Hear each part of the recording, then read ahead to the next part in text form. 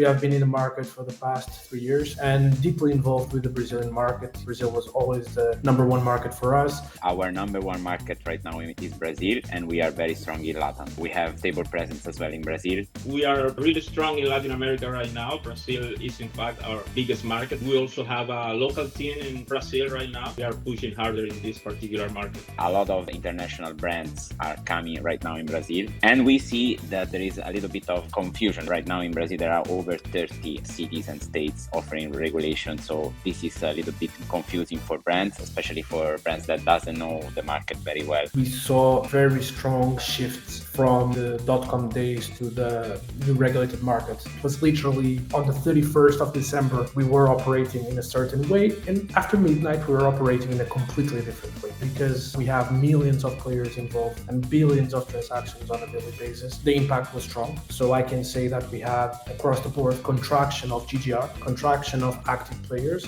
but I can say that now the activity levels are back to what we saw in December. I consider Brazil right now as a new beginning for both operators and providers. So this is a very interesting situation and opportunity for us because I think we are allowed to fully unleash our creativity now in Brazil in order to create new things to approach the players. So all these people is bringing like a totally new mindset and faster innovation pace. We know that in Brazil, there are significant cultural behavioral differences across the regions. You have to find what I like to call those hidden gems of the market before others do it, obviously. I think Brazil will be growing even faster than its neighbors.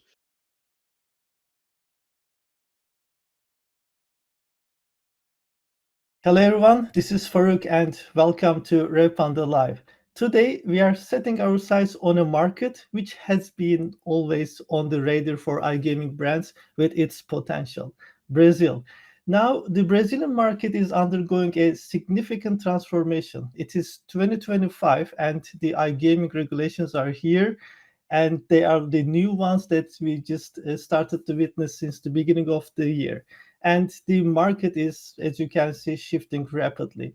At Revpanda Live today, for the first time, we are going to have a panel set up, and our expert guests are here to break down everything you need to know about the Brazilian iGaming market.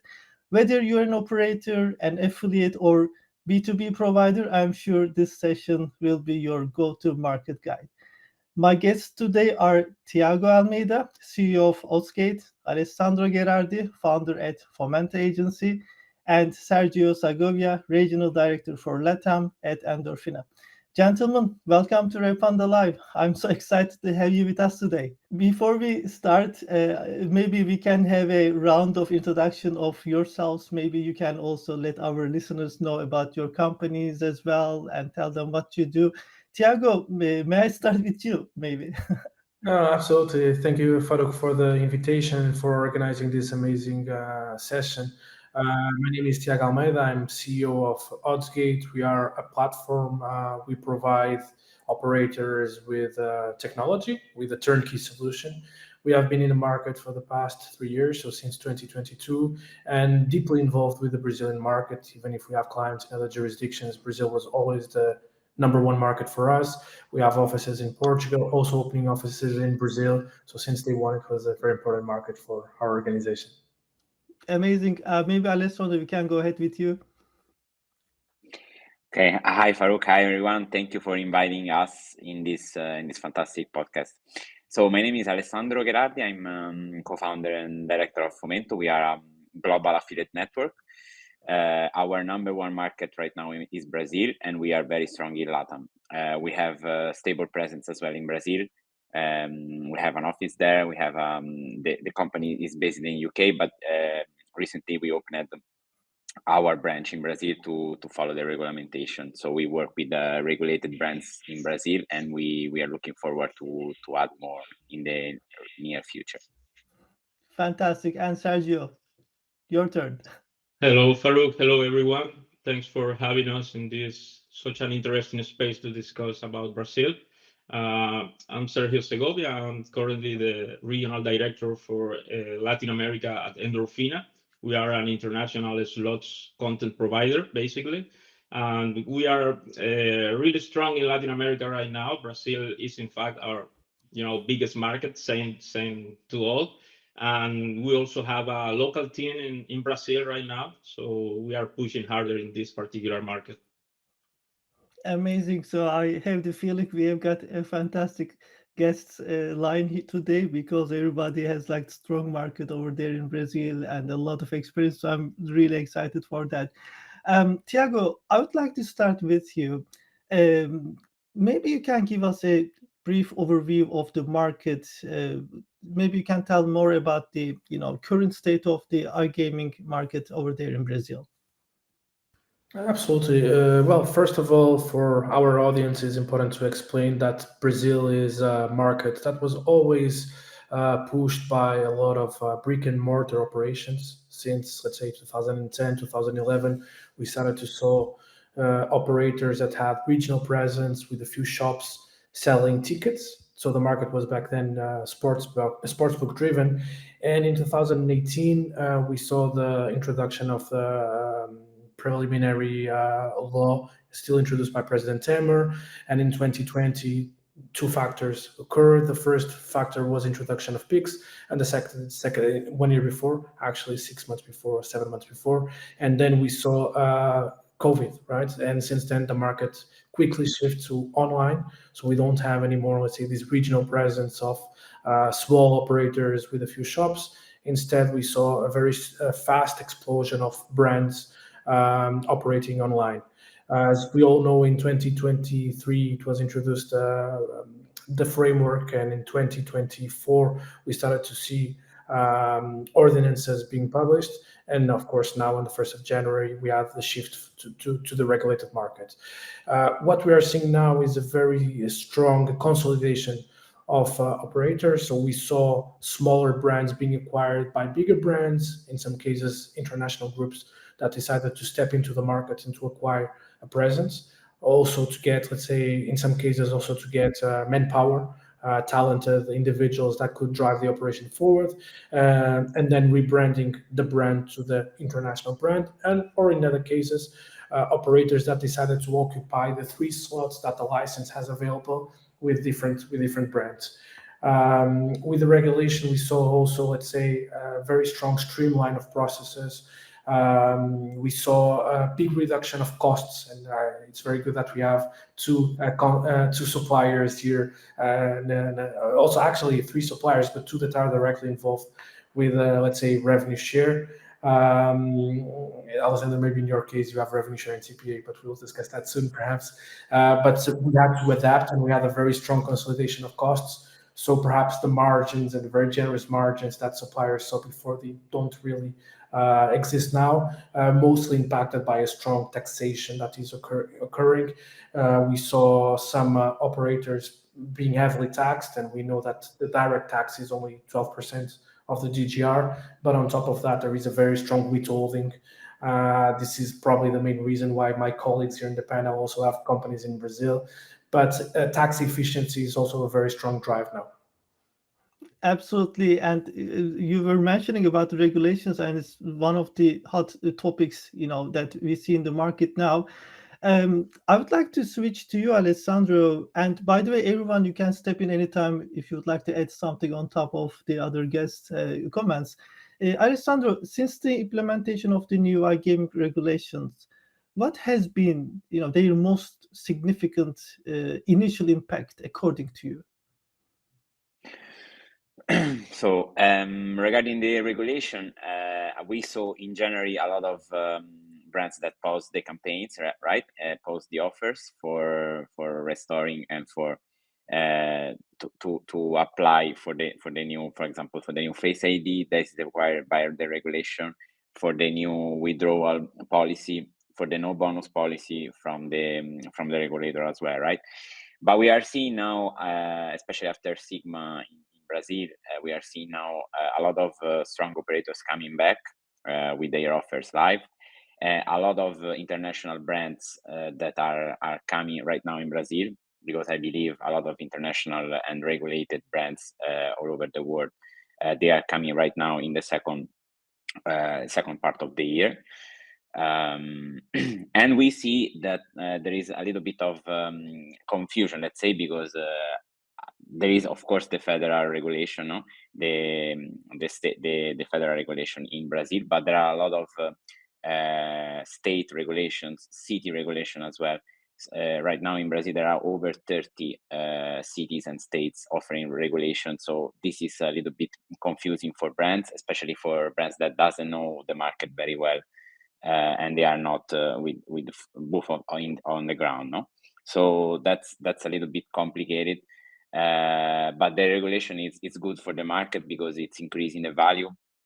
It's increasing the value also for us, for affiliates. It's giving to the affiliate peace of mind to work with the brands. We saw some reduction of revenue share and CPA based on the taxation that Tiago already mentioned. And of course, this is let's say an issue in short term for affiliates, but in medium and long term, I think we will be back stronger with our deals. Amazing. And Tiago, you work with operators like day to day. Same with you guys. Like they're all in your radar. And I agree with Alessandro. There was a little bit confusion. Even like for this session, I think I can share this. I invited like the 3 top operators, and they wanted to join with their country manager level.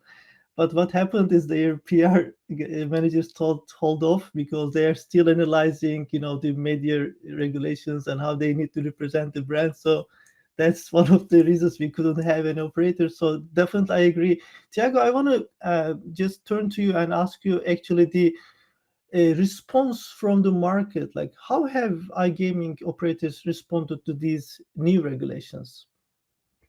Well, in our specific case, we saw a very strong shift from, let's say, the .com days to the new regulated market. This demanded operators and us as the software providers to create new instances, and such instances, as Alessandro mentioned, had to be reinforced with new KYC flows, with new biometric identification, with new retention tools, and of course connecting with the Brazilian government, with the federal in our case, because our clients are all federal. It was very good your point, Alessandro, but in our case they are all federal.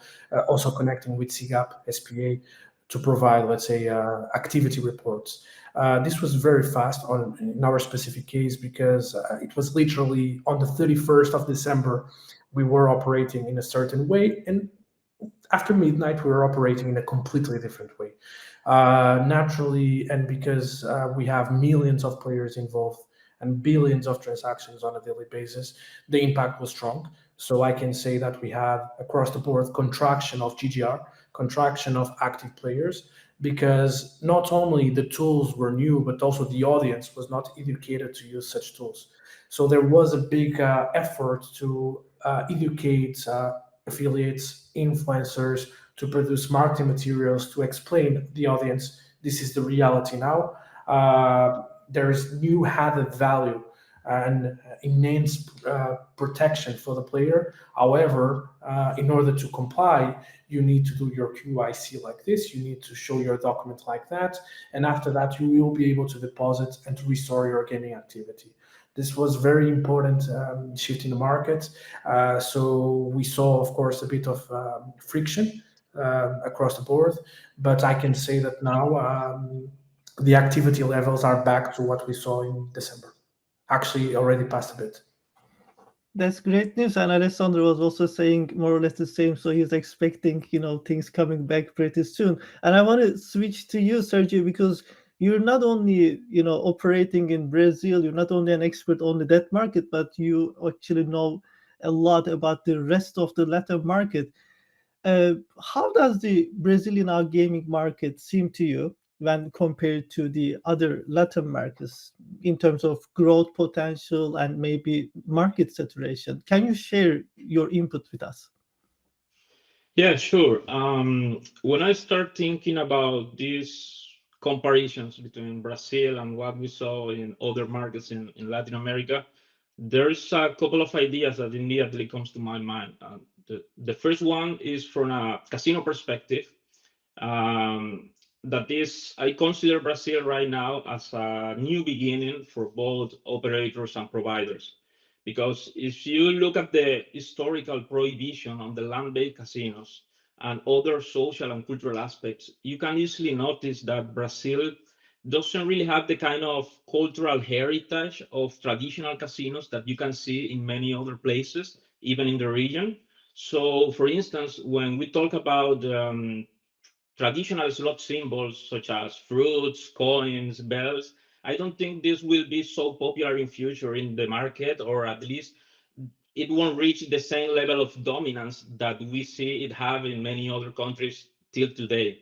So this is a very interesting situation and opportunity for us, because I think we are allowed to fully unleash our creativity now in Brazil in order to create new things to approach the players.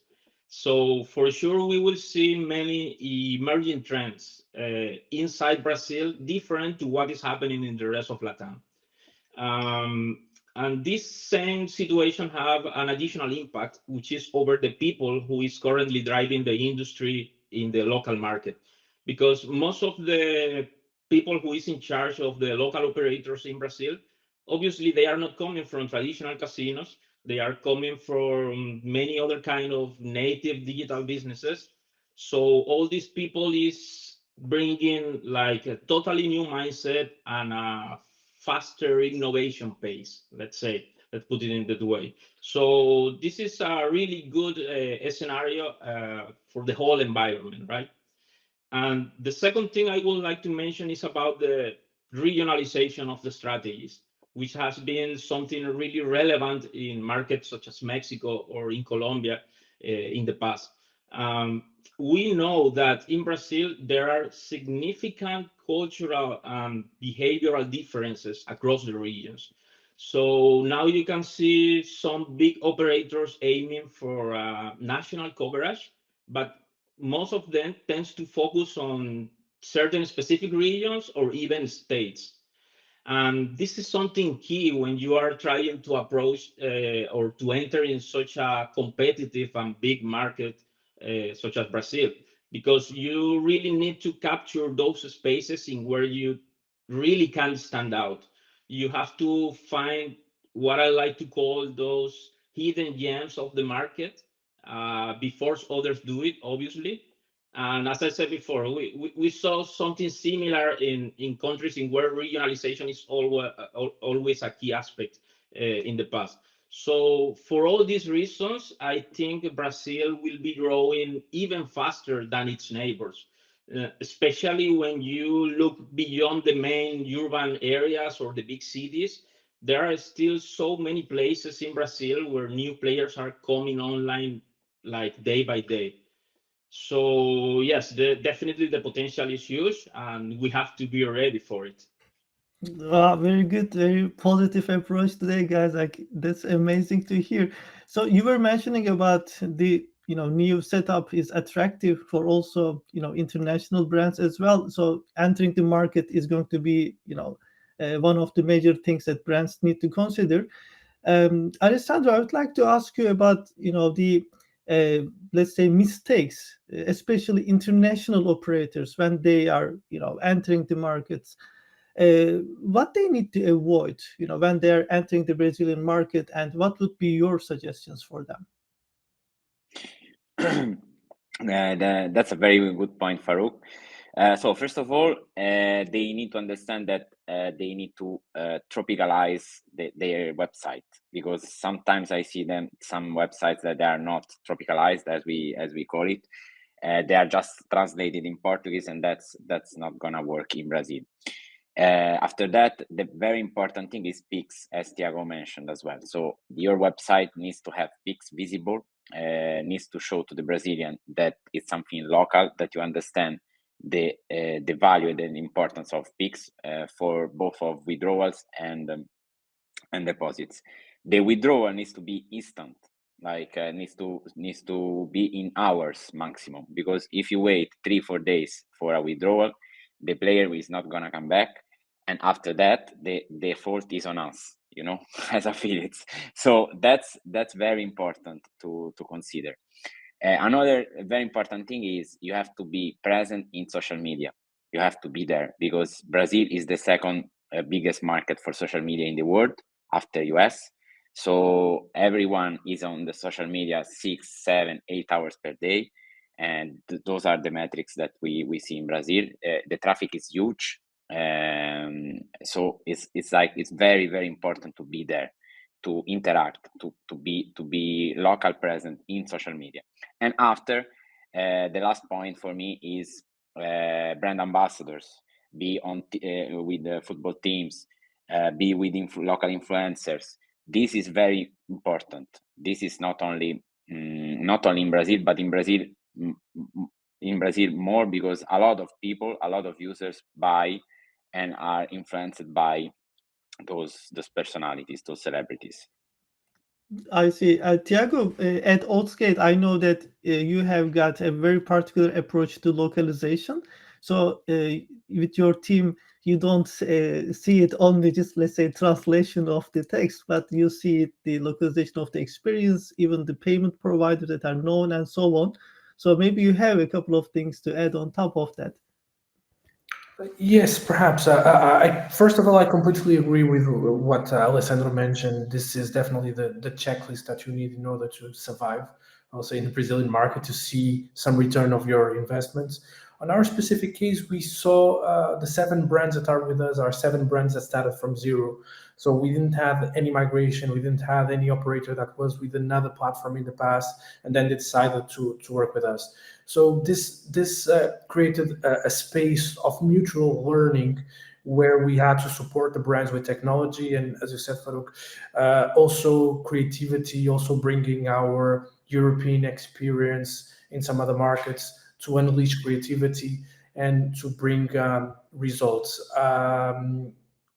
The 7 clients we have, and this connects with what Sergio was mentioning, and I also agree, they are from different states, and their primary source of traffic is definitely from that state, at least when they started. Some of them started in 2022, some of them started in 2023, some others started in 2024. But you saw that. You saw, okay, I'm from Sao Paulo, so if you would open analytics, the number 1 state was definitely Sao Paulo. While if the operator was from Pernambuco, the number 1 source of traffic was indeed Pernambuco. Why? Because the teams are based there. They could create a digital impression there, or the first investments that were made were actually leveraged in a different way there.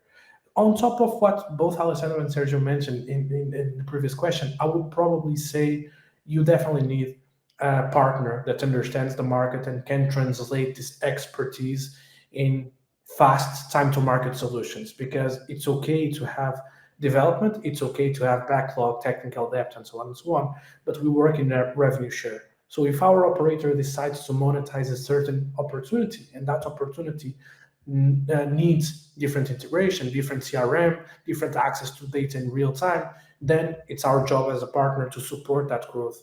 And last, I would say financial planning is very important when an international brand or a new brand is deciding to set up in Brazil. Definitely, this is a very demanding and very competitive market where a big part of the world is focusing attention today. So you need to be financially prepared to compete in this market. But I would say you still need the flexibility of a startup. Don't be too tight in terms of following the metrics of your financial planning, because during the first 3-4 months of operation, you will have many opportunities. Some opportunities will be federal, so across the board, as Alessandro was mentioning. Some other opportunities will be quite small. However, sometimes the biggest return of investment is in the small investments, and we have a lot of space for that in Brazil. Absolutely. And I think your suggestions apply both the new operators that are willing to enter the market and those established ones, because it is super dynamic. Things are changing very rapidly. So I think we can learn from all those things.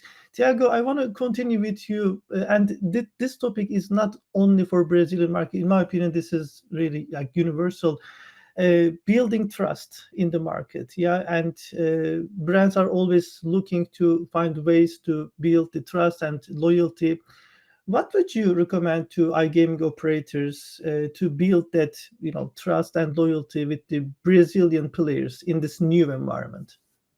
First of all, I believe that Brazilian operators have an opportunity here to, as Alessandro mentioned, tropicalize also the relationship with the player. Perhaps here in Europe, the relationship is a bit institutional.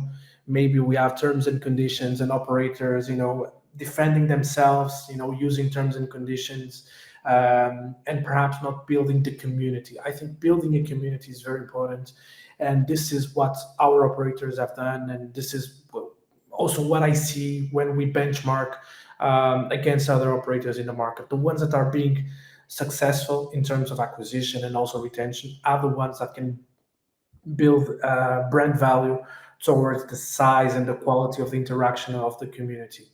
The market is very big, the population is very big also, but you can always find a space with your social media strategies, with your email marketing, retention strategies to create custom made content. And that can come in multiple ways. That can come from game suppliers, where you can create certain custom made games or certain skins of the games to attract certain specific audience. And we saw that in certain festivals. For instance, in Amazonia, they have a huge festival to Candinhos, right, where it's possible, let's say, to for days to see one community competing with another community. This is huge over there, and this is a state that is not so popular. And then also when brands communicate with their audience, the space is there. So you have the space to build that trust that is important. It's a market where the culture is very close. It's a Latin market, so they have a bit of the Portuguese, a bit of the Italian, a bit of other nationalities. So it's very important to keep your audience strong, to keep your audience engaged, and to remain relevant. Absolutely. When you talk about the different, let's say, identities over there with the Portuguese, Italian, I think we have Alessandro, a good example, like a mix of Brazilian and Italian, right, Alessandro? Yeah, exactly. Yeah. So, yeah, Amazing. my mother is Brazilian, my father is Italian, and Fantastic. I'm half. So we need to do another session with Italian market with you. So that's Yeah, perfect. pretty Yeah. cool. Sergio, Tiago was Forward. talking about the importance of localization, and also he touched base on the game providers, the role of game providers, right? So I want to turn to you and ask the opportunities for game providers to create localized and engaging content for Brazilian players. What you do at Endorphina over there, or what would you suggest, for example, for the game providers in general? Yes, sure. Look, now in Brazil, we know that operators and players start looking for new content. They are looking for new games, new teams, new features in general. We already identified that most of the operators are looking for different content in order to grab their players' attention. They want now to differentiate, or they start thinking about to differentiate amongst them through the content, which is something kind of new because uh, in early stages of the market, most of them were just replicating pretty much the same formulas. But now most of them, or many clients, have come to us with specific ideas about creating new content. And this is not only talking about re-skin some Endorphina title that we have in the portfolio with their brands, which is the usual, but they come to us with really creative and sometimes even crazy ideas, which is really nice. So we at Endorphina, we already have custom games live in Brazil on a couple of major operators, and for sure there are more coming. We are also giving some exclusivities in existing titles to some of our partners.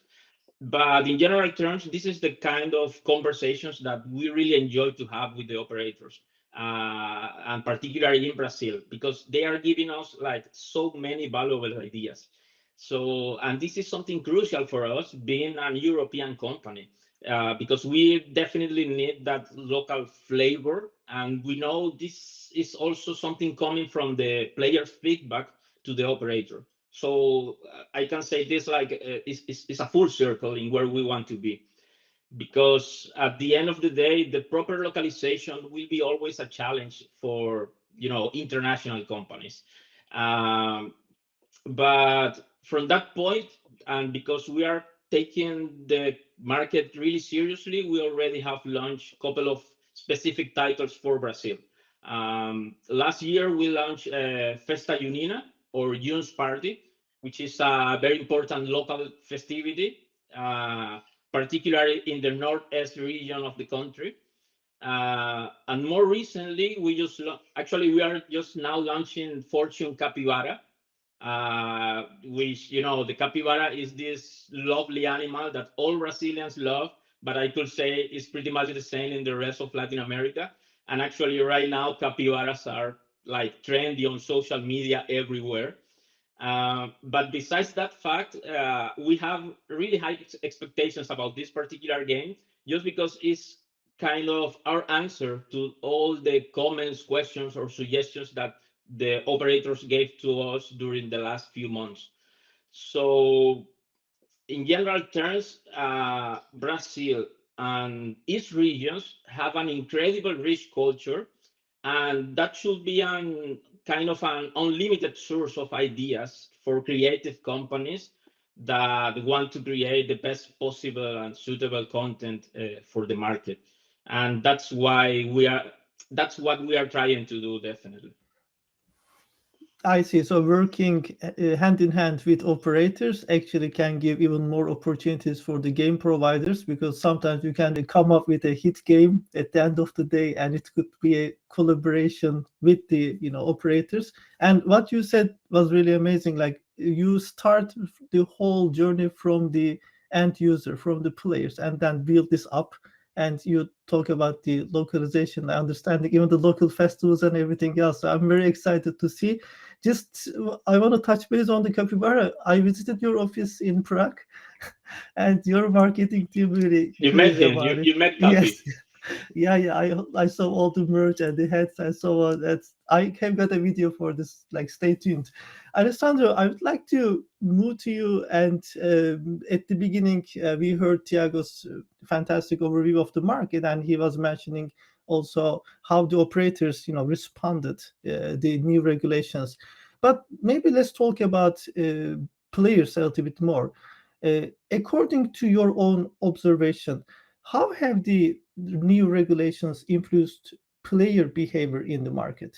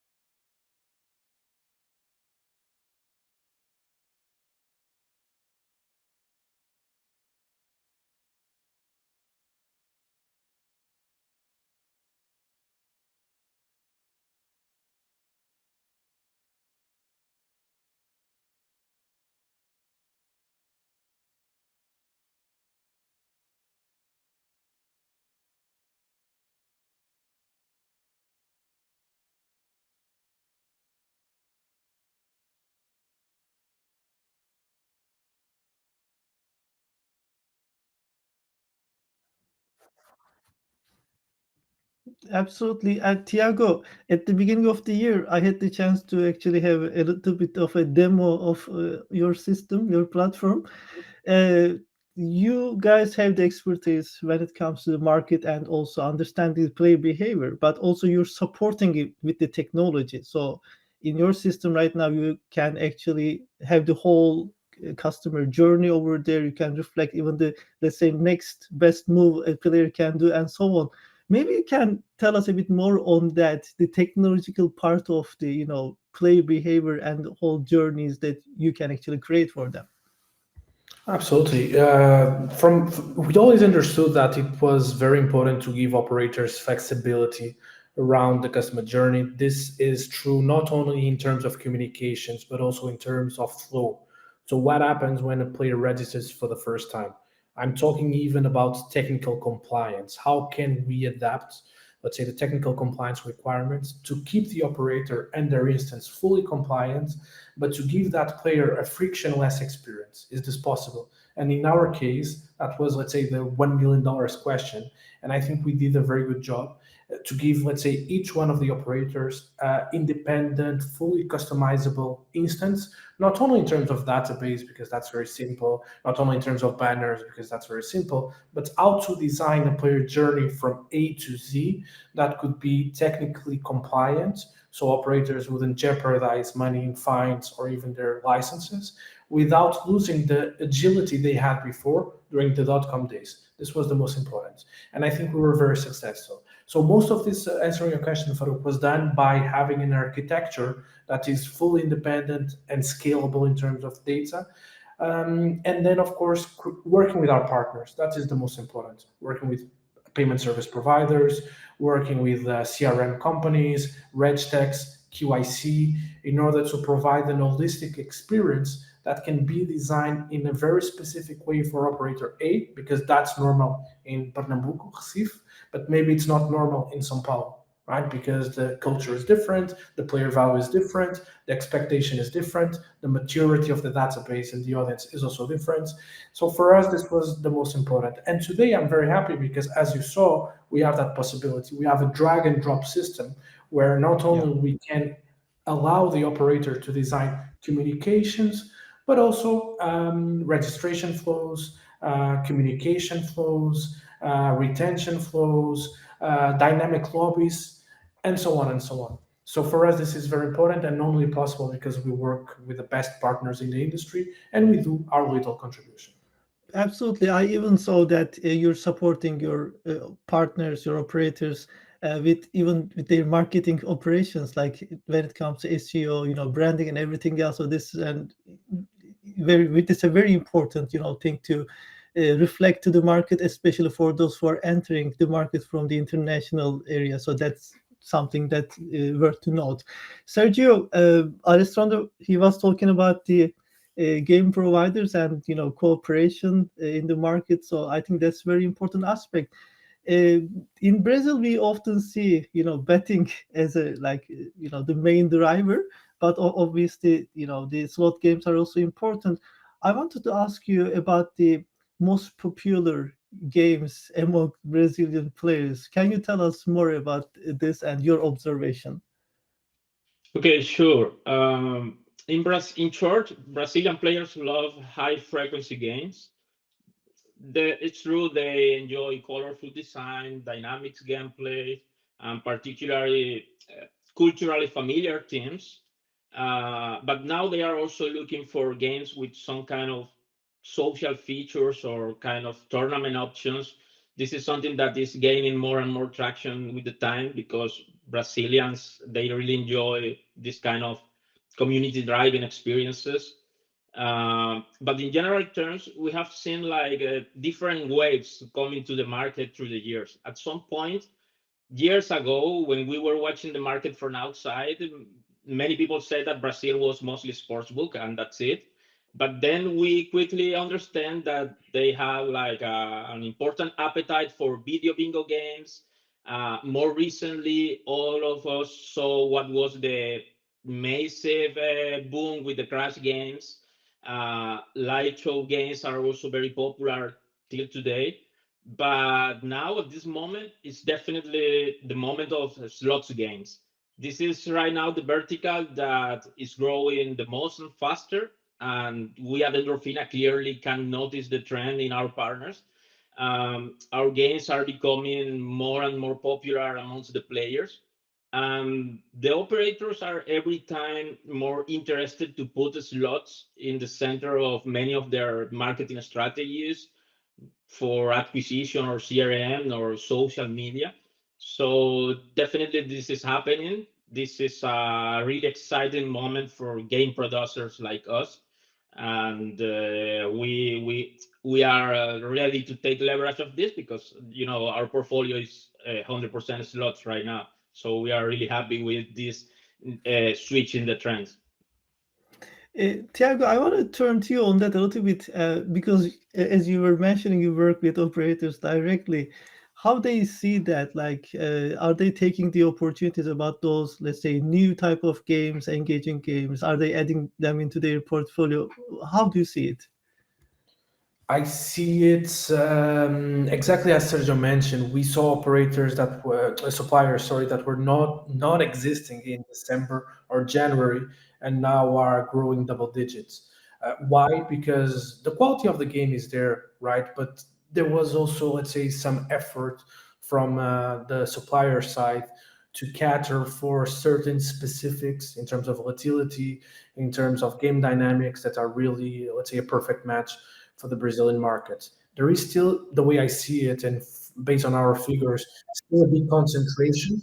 Probably this is something that happened, as Sergio mentioned, after, let's say, the crash games. Boom, players went perhaps to explore different slots, but we still see a big concentration in one or two big providers. But the trend is very positive because we see for the first time, as I said before, suppliers that were, let's say, zero, having now, let's say, a big growth, double digits month on month. So I believe that from our side, any tool that we can provide to operators to develop, as Sergio said, let's say the tournaments, the social features, can accelerate the development of those games. And of course, the innovation is very important because players are always looking for something new, and it's very important for smaller operators, right, to be the drive for that innovation by adapting their offer and to supply games that are new, vibrant, and that bring something fresh. Exactly, and the operators, they need the traffic, the people to come over to their website in order to show off all these beautiful games and everything. So Alessandro, I want to turn to you on that. I think we know each other over 10 years now, and you have been in the affiliates space like forever. So you're one of the best people to talk about, especially for the Brazilian market. What are the new rules around affiliate marketing, and how are affiliates adapting to this new reality?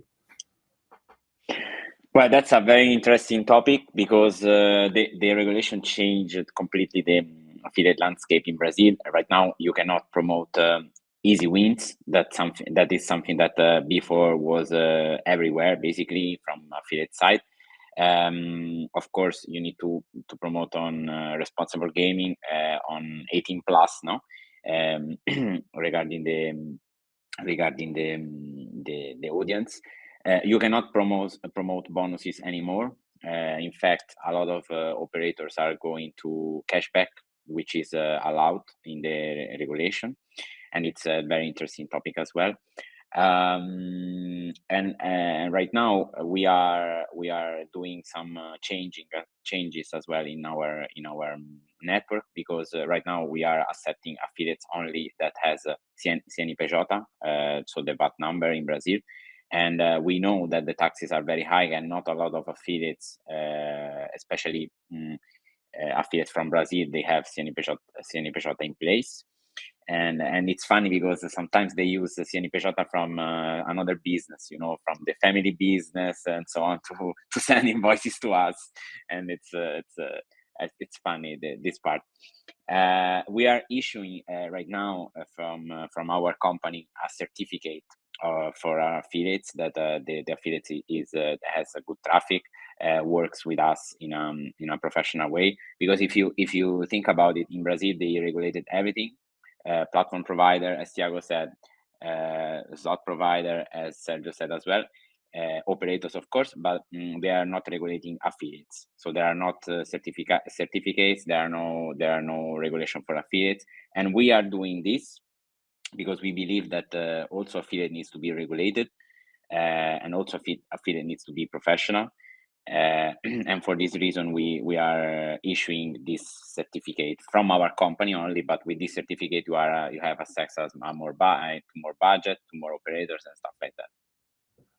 I see. And Alessandro is an experienced marketer, especially in the affiliate field.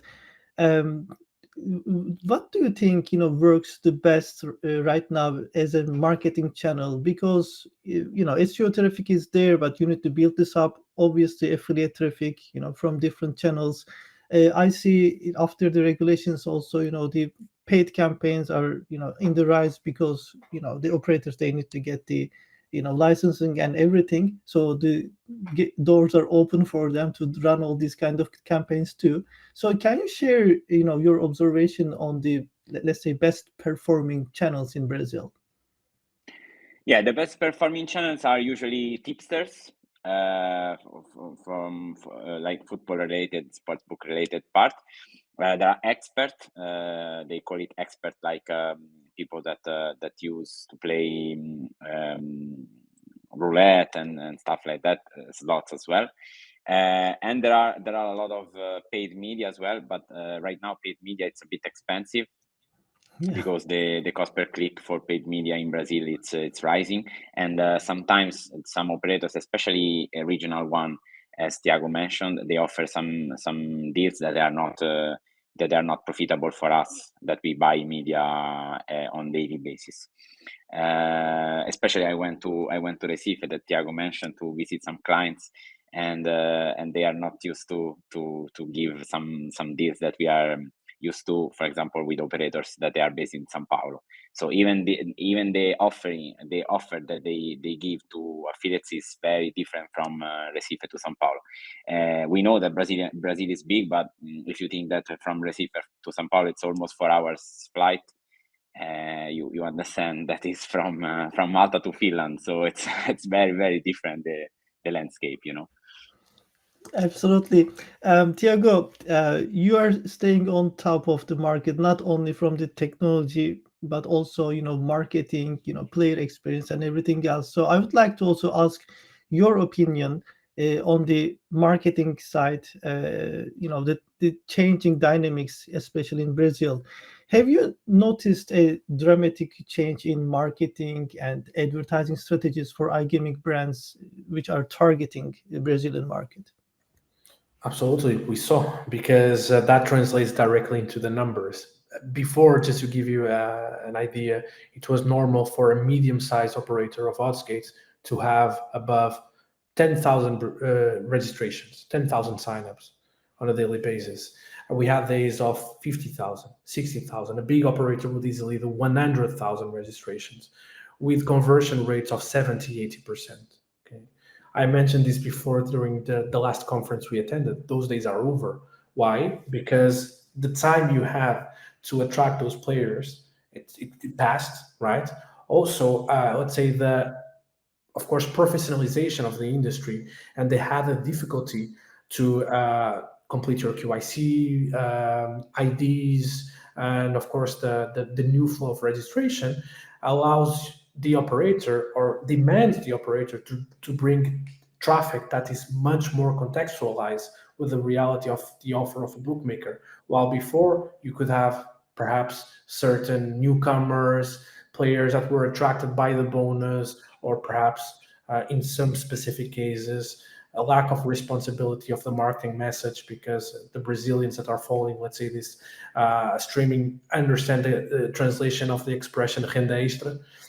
This is additional income, right? So we saw, not in our case, but we saw many operators, even big size operators, promising renda extra as a consequence of gambling habits. That's not responsible, right?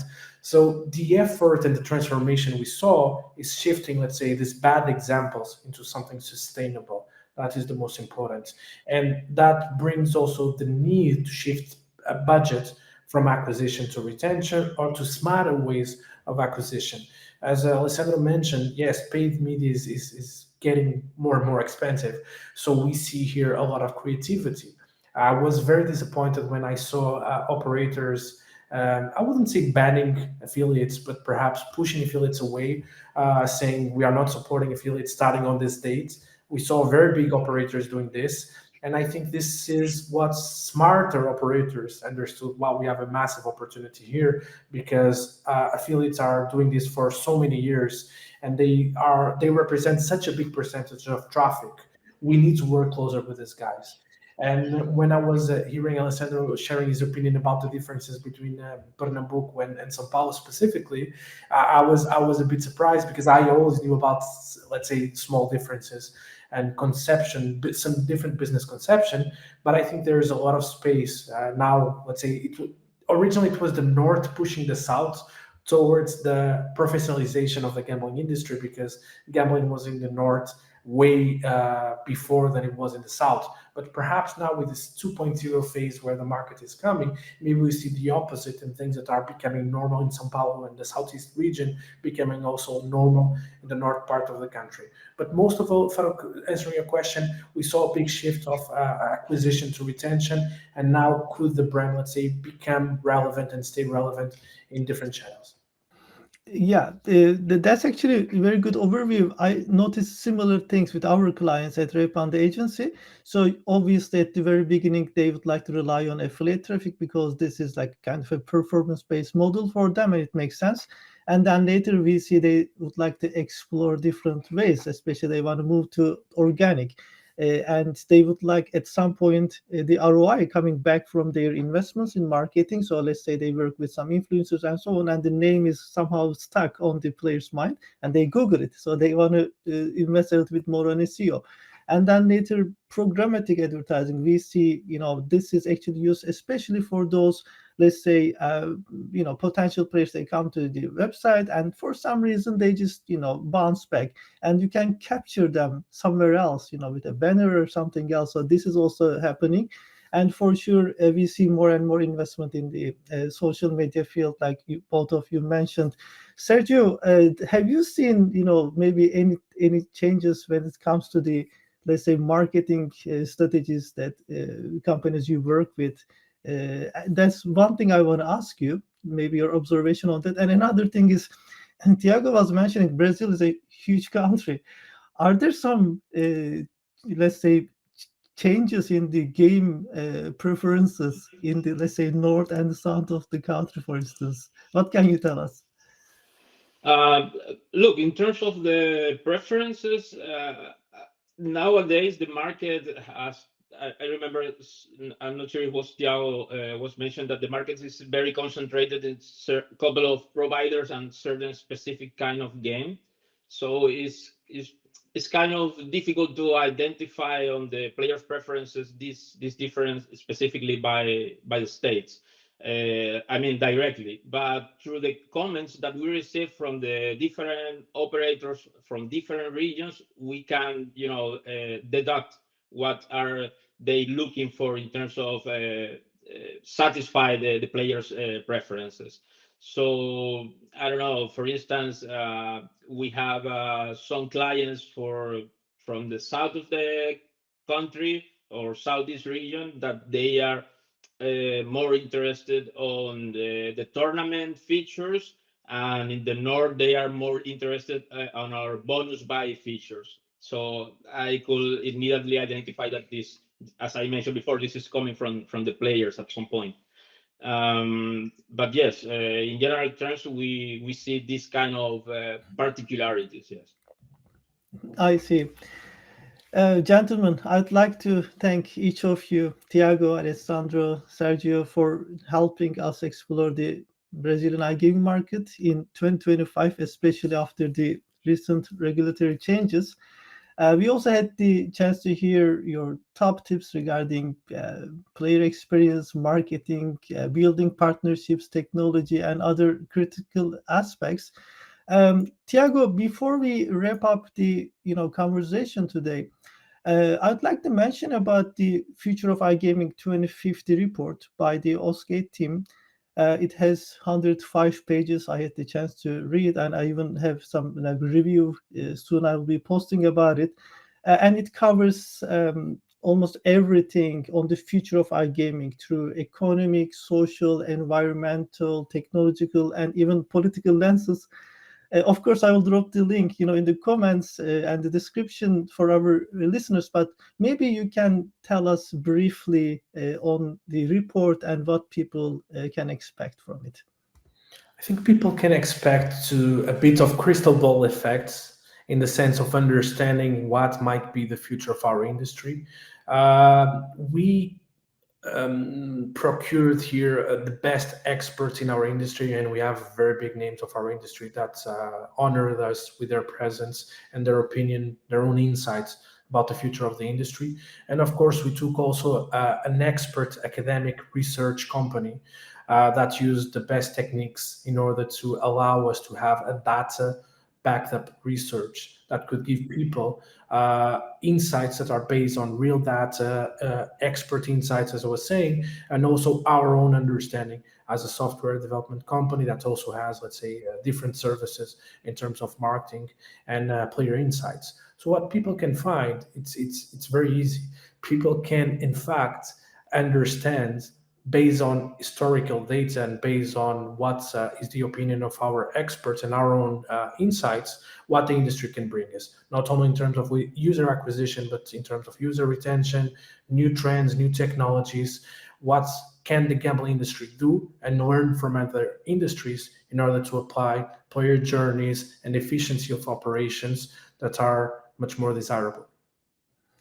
Tiago, as you know, I'm trying to stay on top of the content in the market, and I just keep an eye on the new reports. But this is a unique one because it is 2050. Like the trends over there, and I read some parts of it, like especially about the technology. I don't want to give too much spoilers, but even the climate change and so on, they are included in the reports. It's incredible. So I would like everyone to have a look from the link that I will drop in the description.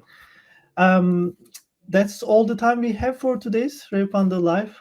Big thank you to our fantastic listeners. I'm sure you all found this conversation super useful. Please make sure you reach out to me or these gentlemen directly. I think LinkedIn would be the best way because all of them are super active on LinkedIn too. And if you have any questions, you can share with us. Just a quick reminder from our side, if you're heading to Malta for the next Valletta Summit, make sure you meet Revpanda team over there. Alessandro, probably you'll be there as well, right? For sure.